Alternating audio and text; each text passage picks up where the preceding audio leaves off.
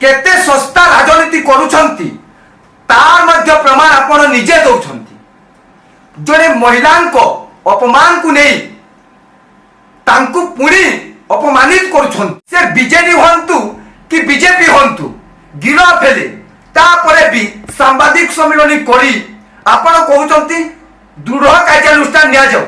आपण को टिके लज्जा लागुनी?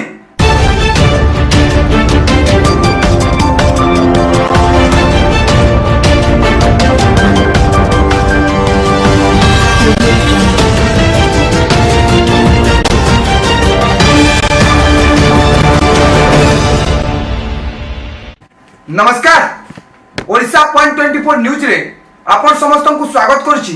मुदित आपण समस्ते जानिथिबे जे झारसुगुड़ा जिल्ला रे एक चर्चार विषय पाल्टिछि कंगारू कोर्ट। जो घटनाटी घटिछि लयकेरा थाना अंतर्गत राउतपाल ग्राम रे।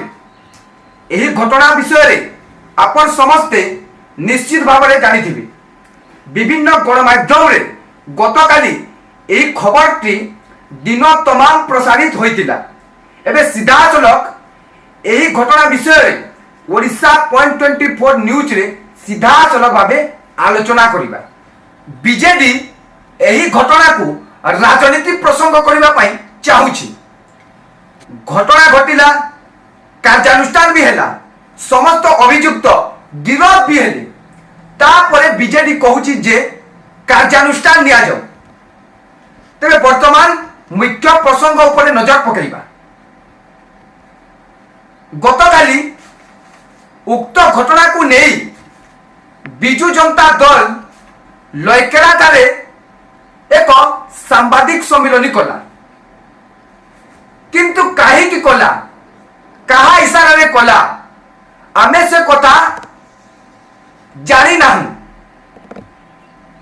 किंतु आमे दृढ़तार सहित कहबू जे बिजु जनता दल निजर मूर्खामीर परिचय देला। मु काहे के कथा कहूची ताहार भी प्रमाण तथ्य सहित देवी। घटना घटिला अगस्त मास 9 तारिख रे दिन 2 पहर रे जड़े महिला को लंडा करा गला। तांको ठारू मांस भोजी और फाइन आदाय करा गला। तापरे घटना घटिबार 13 दिन परे पुलिस पाखकू मामला आसिला। अभियोग आसिबार किछि घंटा परे पुलिस कार्यानुष्ठान भी नेला। तेबे एथिरु प्रश्न उठुछि 13 दिन पर्यंत घटना काहे की चापी रहिला ओ घटना को किए ढांकी की रखिथिला? काहे की आमे कथा कहूछु? कथा एथिपाई उठुछि जो गाँव रे यही घटनाटी घटी सेही गाँव रे निजे बिजु जनता दल जिला परिषद अध्यक्षा तुलावती मिंच रहंती एवं जो जाति समाज रे यही घटनाटी घटिला निजे जिला परिषद अध्यक्षा मध्य सेही जाति समाज रो अटंती।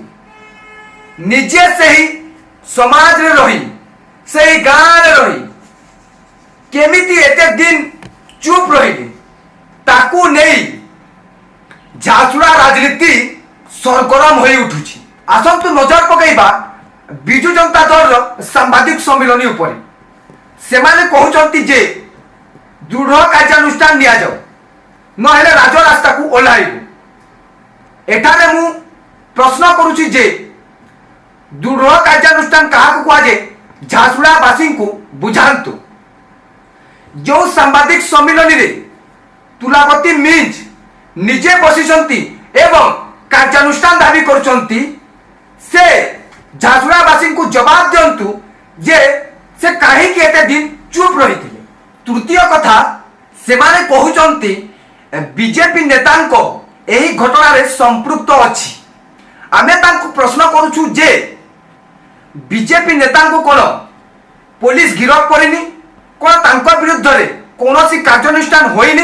बीजेडी नेता को मध्य संपृक्त अछि, से मध्य गिरफ होइचंती।